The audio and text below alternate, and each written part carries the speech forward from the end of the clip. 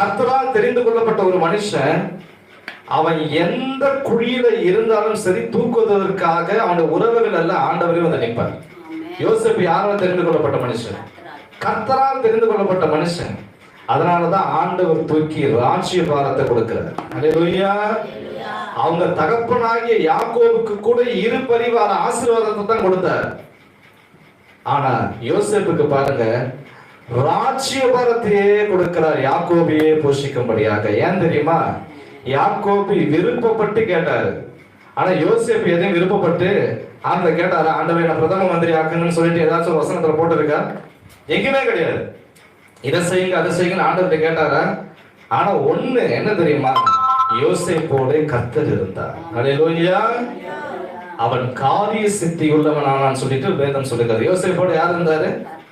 கர்த்தர் இருந்தாரு. அல்லேலூயா.